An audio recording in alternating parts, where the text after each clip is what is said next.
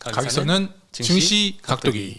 네, 안녕하세요. 전투자 증시 나침반 안지원입니다. 안녕하세요. 쪽집게 유현입니다. 갑자기 저를 딱 보고 놀라시지 않았을까.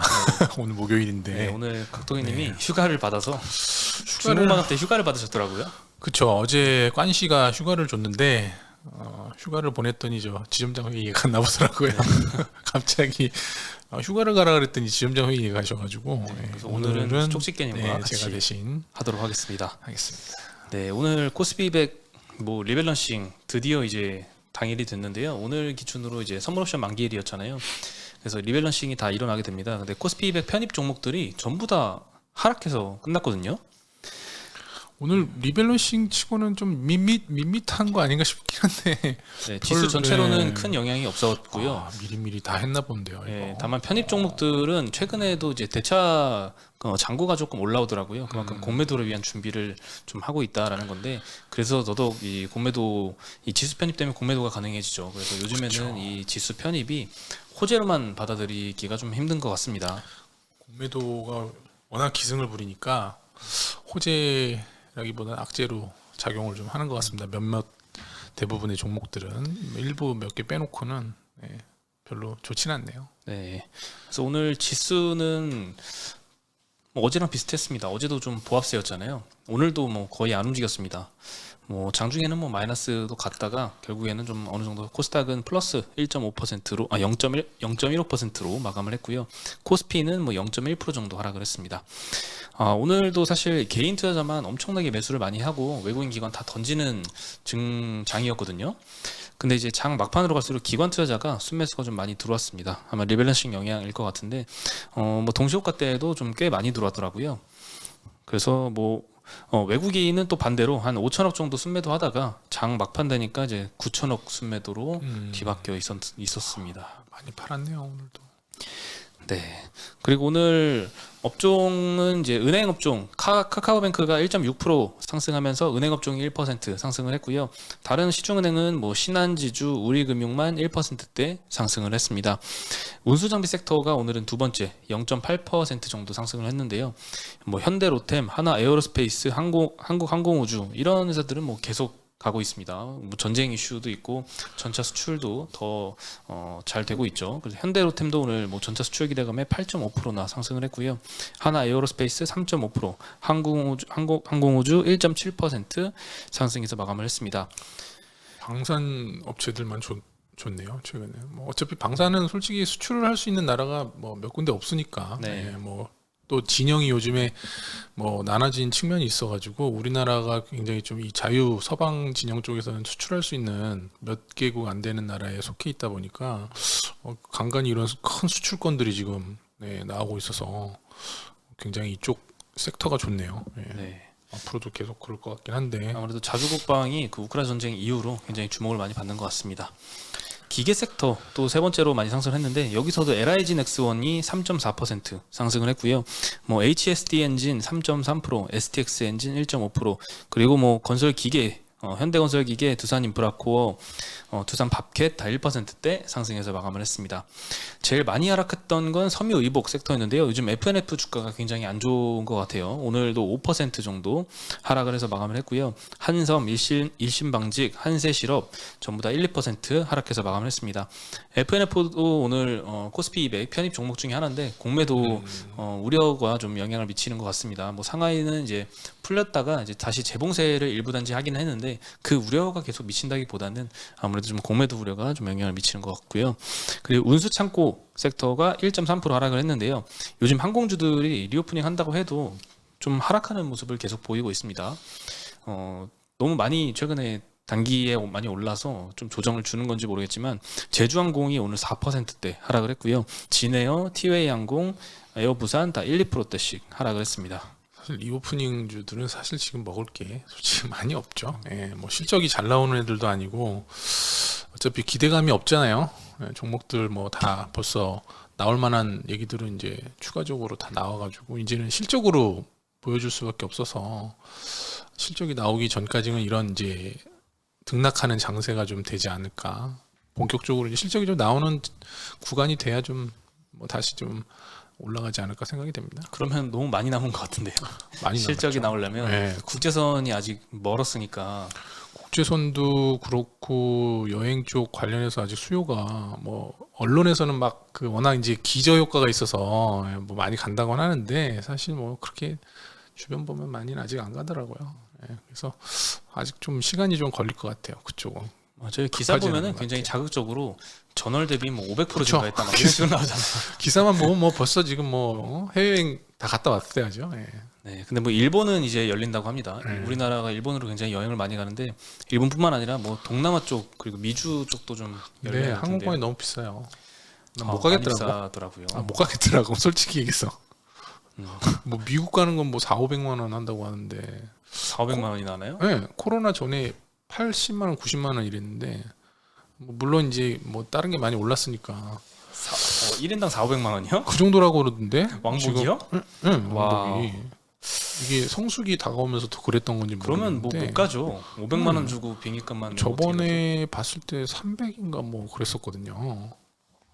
근데 이제 성수기면 더 오를 거 아니에요, 보통. 제가 몇 주 전에 4인 가족 가려면 1,000만 원 비행기값 써야 된다 이런 기사를 봤는데 인당 400만 원까지 올라갔으면 뭐 너무 힘들 것 같습니다. 그리고 저 기사 봤는데 요즘 서비스가 안 좋대요. 항공사가 기내 서비스가 아주 엉망이라고 나오더라고. 그 그건 왜 그럴까요? 비용을 다 이렇게 비용 때문에 다 서비스를 줄여놨는데 이게 뭐 다시 이제 그 서비스가 되돌아가진 않잖아요. 금방 예전으로 돌아가지 않는다고. 뭐 그래서 뭐 그런 기사도 좀 있더라고요. 예. 그래서 당분간 안 가는 걸로 저는. 네. 저는 안 갑니다. 비싸서 안 갑니다. 네, 그리고 이제 뭐 이것도 마찬가지로 음식료 섹터가 오늘은 좀 하락을 했는데요. 고려산업, 마니커, 대한제당, 롯데칠성 4%에서 6%대 하락해서 마감을 했습니다. 이것도 사실 우크라이나 전쟁 이후로 굉장히 테마처럼 급등락을 많이 했던 변동성 컸던 업종이었는데 오늘은 좀 많이 하락을 해서 끝났고요. 그리고 지금 블록딜도 지금 잊을만하면 한 번씩 나오고 있거든요. 카카오페이가 어제 한 15%대 주가가 폭락을 했었잖아요. 이대주주인 이 알리페이 싱가포르 법인이 10% 보유 물량 중에 10%를 매도를 했습니다. 그것만 해도 한 5천억 규모 정도 되거든요. 근데 이제 나머지 물량도 굉장히 많다 보니까 추가 매도 우려 때문에 추가적으로 오늘도 1.2% 정도 하락을 했고요. 싱가포르에 인터넷은행 출범을 한다고 합니다. 알리페이가. 그래서 이런 뭐 지금 중국에서도 지금 규제가 풀리는 상황이라서 여기저기 투자를 많이 한다고 카카오페이에서 돈을 좀 뺀다 이런 분석도 좀 있는 것 같습니다. 카카오페이는 접근 안 하는 게 좋겠네요. 뭐 이게 또 자체적으로 보호예수를 120일인가 뒤에 또 하고 나중에 또 팔 수 있다고 그러던데 계속 팔 것 같은 좀 생각이 드네요. 이게. 네, 나머지 물량에 대한 오버행 이슈는 뭐 계속될 것 같아서 단기적인 안 되겠습니다. 급등은 힘들지 않을까 싶습니다. 카카오페이는 제외. 제외요? 관심 종목에서 제외? 관종에서 제외해야겠어요. 이게 안 되겠네. 네, 참 노이즈가 많았던 회사였어요. 카카오가 말썽이네요. 네. 네. 안 되겠습니다. 대주주가 매도한 것 가지고도 좀 논란이 있었고 참 한 저 6만 원 가면 한번 이런 얘기 하면 안 되지 맞아. 예, 갖고 계신 분들도 직원분들 같은 경우에는 이제 우리 사주 청약받고 막 25만 원 돌파하면서 되게 이제 좋아했을 텐데 이제 락업이 1년 걸려 있잖아요. 완전 뭐 직원들만 우리 사주 받은 직원들만 이제 망한 거죠. 뭐 그때 그 경영진들은 다 팔았잖아요. 네. 고가에. 망했다기보다는 뭐 이거 이거 뭐 뭐라고 할까요? 줬다 다시- 뺏은 건 사실 더 슬프긴 하죠. 아니 이게 수익이 거의 그때 아마 우리 사주 가격 대비해 가지고 공모가 대비해서 150%막 200% 이렇게 올라갔던 거니까 네. 손에 쥔 건 아니지만 거의 손에 쥘 뻔했던 거잖아요. 예. 많이 아쉬울 수는 있겠네요 직원들은. 네, 그렇죠. 이건 뭐 다시 올라가기도 쉽지는 않은 것 같기도 하고 하여튼 그렇습니다. 네, 그리고 추가로 롯데칠성도 블록딜 매각 소식이 알려졌는데요. 주주 중에 호텔 롯데라고 있습니다. 여기서 보유 중인 롯데칠성 지분 20만 주 정도를 이제 3에서 5% 할인율로 블록딜 매각한다라고 기사가 나왔는데 보통 이제 할인율 정도로 빠지는데 이것도 마찬가지로 오늘 4% 정도 하락을 했거든요. 이거는 다 할인율 정도까지 하락을 했네요. 호텔 롯데가 돈이 없나요? 이건 뭐 왜 팔았을까요? 그러게요. 대주주가 이런 걸 쓸데없이 왜 팔았을까요? 자사주사도 시원찮을 판에. 네, 그리고 오늘 화학 섹터가 좀 굉장히 많이 오른 종목들이 좀 보였거든요. 대한유화가 6.5%, 금호석유가 3.5%, 롯데케미칼, LG화학이 1%대 상승을 했는데요. 계속 대한유화 같은 거 보니까 작년에 고점 대비해서 엄청나게 폭락을 했더라고요. 그리고 이제 계속 기다가 오늘만 조금 올랐던 것 같은데요. 2분기 예상 그 전년 대비 실적 하락폭이 굉장히 큰 업종 중에 하나가 바로 화학이고요. 디스플레이, 화장품, 유통, 건설도 이제 비슷하게 2분기는 굉장히 컨선이 지금 낮게 형성이 되어 있습니다. 중국 봉쇄 때문에 이제 수요 위축 직격탄도 맞았는데 다만 최근에 이제 유가가 좀 많이 오르면서 일부 화학 업체들 같은 경우에는 제품 스프레드가 많이 개선이 되고 있는 그런 종목들도 좀 보이는 것 같습니다. 화학 쪽은 역발상으로 접근하는 것 같아요. 최근에 이거는 하도 많이 이제 빠져서 더 이상 이제 빠질 게 없다. 스프레드 이런 것들도 많이 빠져서 그런 느낌이 좀 있더라고요. 저 리포트 나오는 것들도 그렇고 전후제 에너지 얘기하는 것도 그렇고. 이게 참 경기 민감주가 어렵다기보다는 굉장히 반대로 해야 타면 되잖아요. 죽어요. 네, 죽습니다 예, 이게. 작년에 이제 실적 굉장히 많이 나왔을 때 PER 낮다고 해서 고점에 들어갔다가 지금 뭐 반토막 이상도 날 수 있는 그래서 상황이니까. 이제 지금 철강이나 이런 것들도 저퍼인데 못 올라가는 거죠. 거꾸로 탈까봐.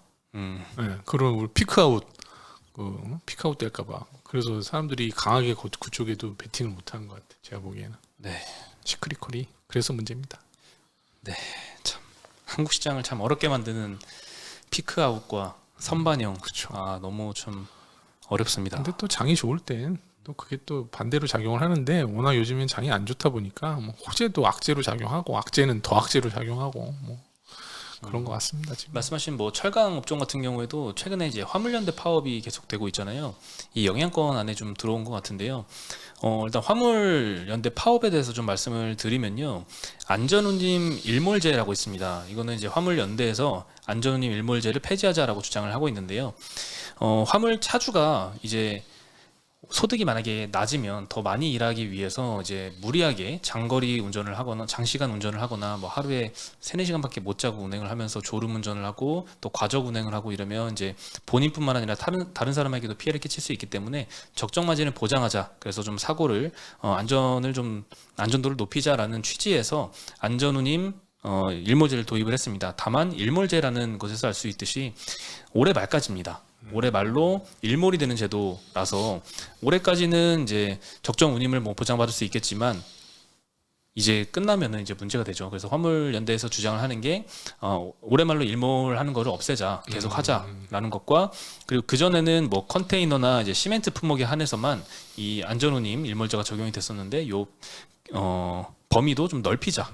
예, 그래서 지금 화물연대 파업이 계속되고 있는 건데요. 일단 그 여파가 하이트 진로가 먼저 갔던 것 같아요. 한 이틀 전인가요? 지금 뉴스로도 좀 많이 나왔던 것 같은데 이천 공장에서 출고 차질이 계속 발생을 해서 지금 보니까 출고량이 평균 대비 60% 정도 감소를 했다고 합니다. 그리고 뭐 편의점 같은 데서 보면 직접 트럭을 끌고 받으러 가고 이런 사태까지 좀 나오고 있다고 하는데요. 이게 또 주류 업계뿐만이 아니고 철강, 시멘트 업계 마찬가지로 그리고 자동차 업계까지도 영향을 미치고 있습니다. 어제 나왔던 소식인데 어제 2시부터 이제 화물연대가 자동차 부품 관련 차량의 운행을 전면 중지하라라는 지침을 내려서 현대차 울산 공장 그리고 기아의 광주 공장의 생산과 수출까지 지금 차질을 빚고 있는 상황이라고 합니다. 여기 좀 뭐 짧으면 사실 그냥 지나가겠지만 길어지면은 굉장히 큰 피해로 오겠죠. 이 유가가 좀 내려야 이게 좀 이런 일이 잘 해결이 될 텐데 유가가 이게 영향을 그렇죠. 끼치니까 화물 운전 기사분들 입장에서는 소득이 이제 유가가 줄어드는 너무 올라서 문제니까 네. 이게 생존에 좀 문제라서 뭐라고 좀 드릴 말씀이 좀 없긴 하네요. 네, 그렇죠. 잘 해결되기를. 예, 양측의 입장이 다 이해가 되는 상황이라서 참 어려운 문제긴 합니다. 그리고 현대차 그 물류업체죠. 현대 글로비스 같은 경우에는 글로비스가 계약한 이 운송업체 소속 기사 대부분이 화물연대 조합원으로 알려졌고요.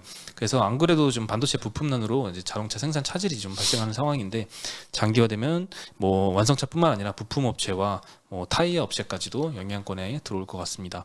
그리고 포스코 같은 경우에도 광양제철소에서 3만 톤 규모 철강제 출하가 막혔고 현대제철은 뭐 포항, 당진, 인천, 순천 공장 등에서 4만 톤가량 제품 출하가 막힌 상태라고 합니다.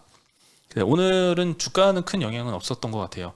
이게 아직은 뭐 큰 피해로 올 거다까지 걱정은 안 하는 것 같은데 길어지면 조금 걱정이 될 것 같습니다. 이것도 선반영이니 괜찮아요. 다 반영이 거의 된 거라고 네. 보시면 됩니다. 하이트 진로는 뭐 조금씩 계속 빠져서 오늘도 한 그쵸? 1.5% 빠졌는데 기아는 어제 빠지더니 오늘은 좀 막판에 되돌려서 0.5% 상승해서 마감을 했고요. 현대글로비스도 오늘은 1.7% 상승해서 마감을 했습니다. 네, 그리고 저는 사실 아침에 이제 리포트들을 쭉 뽑아보잖아요. 굉장히 깜짝 놀랐던 게 오늘 아난티라는 회사의 실적 추정치를 굉장히 높게 전망을 한 리포트가 좀 눈에 띄더라고요. 그래서 한번 소개를 해드리면 이게 사실 이제 금강산 뭐 관광 자산을 갖고 있어서 이게 대북 테마주로 많이 엮였던 종목이었거든요. 근데 이제 금강산 자산 500억 정도를 손상 처리하기로 결정을 했고요. 올해부터는 이제 따로 분양하는 매출이 급증하면서 이제 대북 테마주에서 실적 성장주로 탈바꿈 할 것이다 이런 의견을 냈는데요.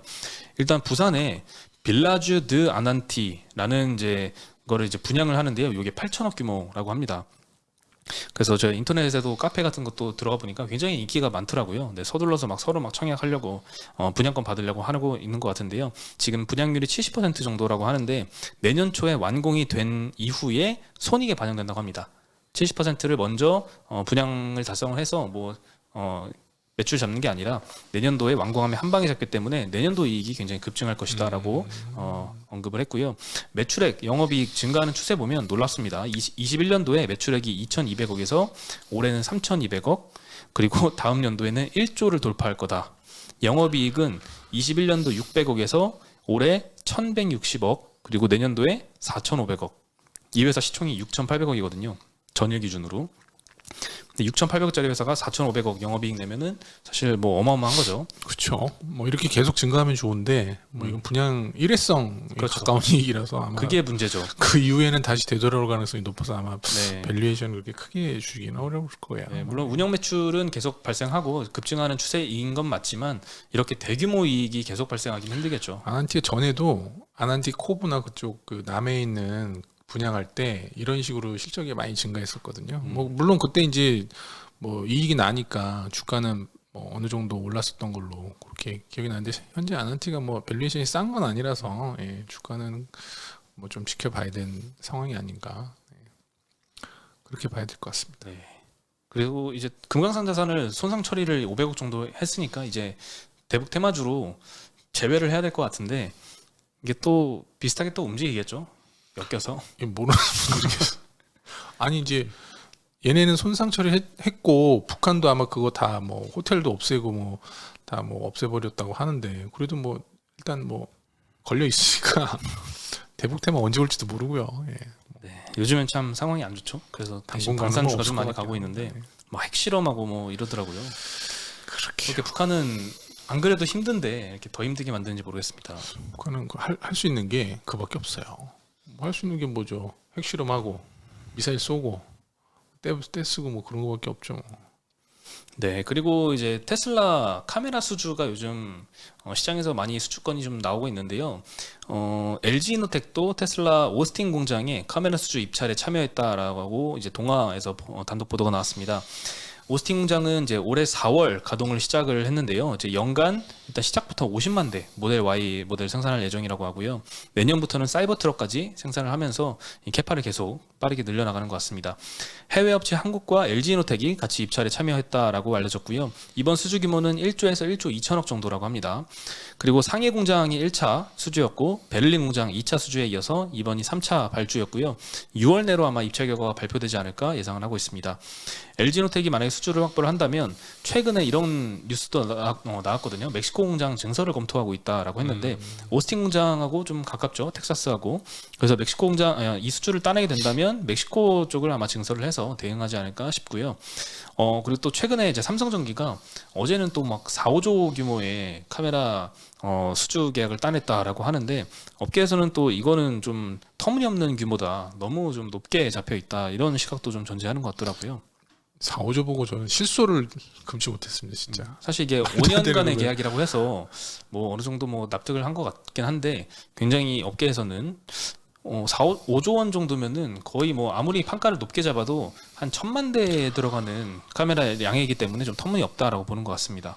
그런 기사를 참 이렇게 쓰면 이거 신뢰가 신뢰가 갈 수 있을지 모르겠어요. 기사를 막 이렇게 그냥 막 마음대로 쓰는 것 같아요. 제가 보기에는 계산도 안 해보고 뭐 그냥 업계에서 그렇게 했다더라. 그러면서 기사를 받아 쓴 것 같더라고요. 그렇죠. 좀 사실 개인적으로는 그러네요. 참. 그래도 이렇게 좀 사이버 트럭이 뭐 얼마 팔리고 거기에 8개 카메라가 들어가고 뭐 단가가 얼마 이 정도까지는 기자가 좀 검증해야 되는 거 아닌가요? 일일이 저희 같은 기사를 수요하는 사람들이 다 그걸 검증하면 기자가 필요한지 모르겠어요. 네, 요즘 그런 생각이 드네요. 그런 좀 이슈성, 변동성 키우는 기사들이 굉장히 많이 나오고 있는데 어저께 젤렌스키가 우크라이나 대통령이죠. 이제 내수요를 위해서 석탄과 가스 수출 금지를 예고했다라는 보도도 있었습니다. 이것도 좀 시장에 좀 영향을 끼쳤던 것 같은데 올해 겨울쯤에는 이제 혹독한 겨울을 맞을 것이다라고 경고를 하면서 전혀 화상 연설에서 이런 언급을 했습니다. 가스 전기 요금이 오르지 않도록 하겠다면서 자국에서 생산하는 에너지는 전부 다 내수용으로 사용할 것이다라고 언급을 했습니다. 물론 러시아만큼 가스 수출이 많지는 않지만 그래도 좀 좋지 않은 소식인 거 맞는 것 같은데요. 최근에 이제 영국에서도 좀 안타까운 소식이 들렸는데 가스 가격이 너무 급등하다 보니까 CF 인더스트리라는 회사가 있는데 영국의 비료 공장을 영구 폐쇄하기로 결정을 했다고 합니다. 비용이 너무 높아져서 이런 결정을 한 것 같고요. 이렇게 또 비료 공장이 좀 폐쇄하면 또 공급도 줄어드니까 앞으로 한 2년 정도는 비료 가격이 굉장히 높은 수준으로 유지를 할 것이다. 이런 전망도 있었습니다. 오늘 그래서 이 기사가 나오고 갑자기 GS 글로벌하고 연결시킨 기사를 띄우더라고요. 그러면서 GS 글로벌이 갑자기 장중에 막 10% 급등했다가 결국에는 뭐 0%로 마감을 했습니다. 그래서 이런 기사는 굉장히 조심을 해야 될 것 같습니다. 기사도 주가 띄우기 위해서 나오는 기사들도 굉장히 많거든요. 그래서 그런 것들도 잘 또 가려내셔야 될 필요가 있을 것 같고요. 요즘 뭐 하나 이렇게 시원하게 해결되는 게 없어가지고 참 저도 참 힘들고 투자자들도 힘든 그런 시기가 아닌가. 뭐 다음 주도 FOMC가 언제죠? 화요일인가요? 그때까지는 또 시장도 그렇게 뭐 수요일, 화요일, 수요일 좋을 것 같지도 않고요. 네. 오늘 또 CPI 발표가 있잖아요. 오늘인가요? 네. 내일 아니고 오늘인가? 금요일이죠. 네, 금요일 발표가 있죠. 그것도 뭐 어떻게 나올지 예상도 뭐 좀 그렇고 나와 봐야 또 어떻게 반응할지를 또 보고 판단해야 될 것 같고요. 그래도 금요일 날은 항상 장이 좋았어요. 최근에. 이게 계속 그랬던 것 같은데. 4주 연속이라 내일 네. 좀 확률상 떨어져 내일 내일은 안 좋을 것 같아요. 같지만 독립 사건이잖아요. 계속 좋아질 것 같지가 않아. 이게 계속 맞을 수가 없잖아요. 확률상. 뭐 반반이긴 하지만 좋길. 내일 꺾고 다시 이렇게 가는 걸로 해야겠어요. 내일 빠지면. 요즘에 항상 금요일 날 좋고 월요일은 안 좋더라고요. 근데 내일 뭐 이번에 계속 빠졌잖아요. 그래서 내일 또 근데 올라도 제가 보기엔 뭐 1%, 1포인트, 2포인트 막 몇 포인트 이렇게 오를 것 같아가지고 별 그게 없을 것 같아요. 1포인트요? 1포인트, 뭐 2포인트, 10포인트 내로 조금 움직일 것 같아요. 올라도. 거의 안 오르다시피. 네. 뭐 크게 이걸 뭐 외국인들도 그렇고 어디로 베팅하기가 좀 그렇잖아요. 지금 옛날 같았으면 뭐 미리 뭐 선침해서 뭐 시장을 좀 이겨보겠다 이런 게 됐었는데 요즘에는 거의 그것도 안 맞더라고요. 확인하고 하는 게 맞지 않을까. 뭐 인플레도 해결이 안 되고 금리 인상도 뭐 가타부타 말이 많고 경기 침체 얘기도 그렇고 뭐 딱히 해결되는 게 없어서. 최근에 지금 하락세가 작년도 3,300 찍고 1년 동안 계속 지금 내리 하락세잖아요. 너무 길어져서 이제 모든 투자자가 다 지치는 구간인 것 같습니다. 차라리 코로나 때가 낫지 않았나. 그때는 정말 짧게 딱 2달 만에 확 빼버리고 바로 올렸잖아요. 그러니까 이게 돈이 감아져 들어가니까 힘드네요. 네, 역시나 역시 주식시장은 돈이 좀 많이 돌아야 되는데 좀 그렇습니다. 당분간은. 네, 지금 뭐 당면한 리스크 요인들이 하나둘 이제 해결이 돼야지 좀 진전이 보일 것 같은데 시간이 오래됐네요. 아직은. 네. 그럼 저희는 여기서 인사드리도록 하겠습니다. 안녕.